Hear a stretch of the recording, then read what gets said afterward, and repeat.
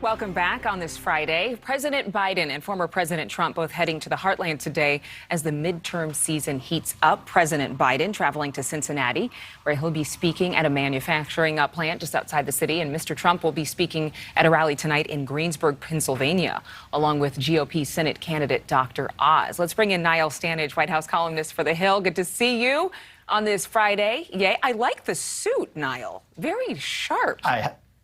I had to make a bit of a special effort, Adrian, your Kentucky Derby coverage. I missed your hat. I'm so disappointed. Between my home and the studio, you wore your hat. Tune in, because I will wear the hat again. So don't go anywhere. Keep the TV on NewsNation. That makes me reassured. Okay, good. Well, you look very fine. I'm sure you would fit in right there on the track. But let's talk politics now. Ohio and Pennsylvania, they're both historically battleground states. So for these visits today, really, how much traction do we think that former President Trump and President Biden will make?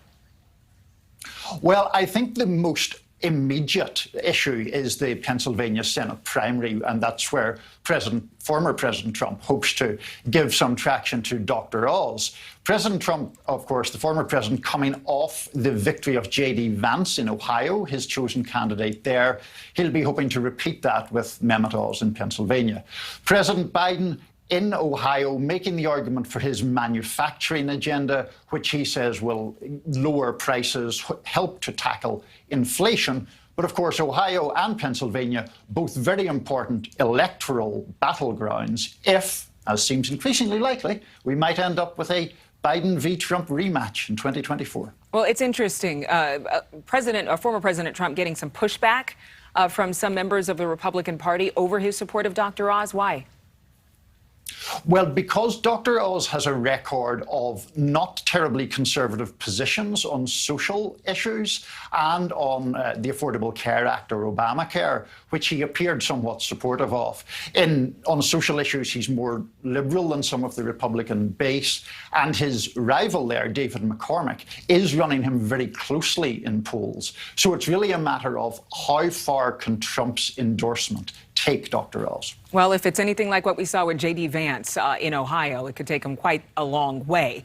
But we'll see if it plays out exactly like that. Now, just a few days ago, speaking of Ohio, U.S. Senate Democratic candidate Tim Ryan, he was non-committal on whether he would be campaigning with President Biden. Let's listen to this.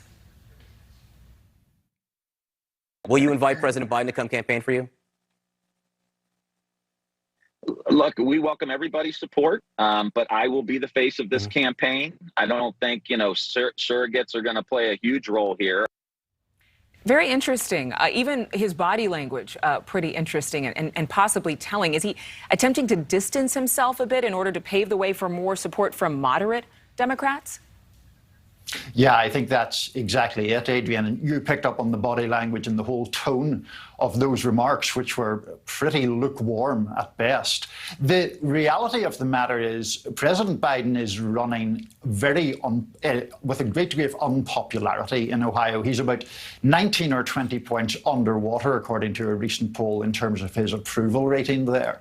That obviously makes him more of a millstone than a booster for someone like Tim Ryan, who's seeking a Senate seat in a state that, though a battleground, has trended more Republican in recent years. President Obama carried it twice, but then President Trump carried it twice by significantly greater margins in recent years. All right. Thank you so much, Niall, for the perspective. And I'm sure a lot of people are wondering what's going to happen between now and November. But I can tell you this. I hope you have a good weekend. And I hope your mother does, too. Happy Mother's Day to her in Ireland. And the same to you and to your mom, who I always like her feedback on these appearances. Yes, she absolutely loves our conversations. Mom, if you're watching, this one's for you. Thank you, Niall. Absolutely. Thanks, Adrian. Have a good weekend. You too. Thank you so much for watching. Make sure to click on the red subscribe button below so you can get more of NewsNation's fact-driven, unbiased coverage.